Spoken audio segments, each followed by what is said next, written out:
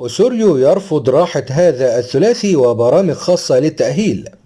المدرب الكولومبي خوان كارلوس أوسوريو المدير الفني لنادي الزمالك قرر عدم منح عدد من لاعبي الزمالك راحة سلبية خلال الفترة القادمة.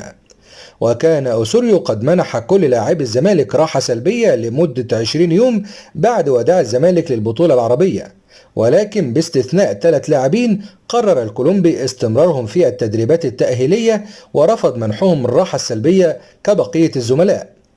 هذا الثلاثي هو مصطفى شلبي ومحمود علاء ويوسف أوباما، حيث يعاني الثلاثي من إصابات مختلفة، وتم وضع لهم برامج علاجية وتأهيلية من أجل تجهيزهم للمرحلة القادمة.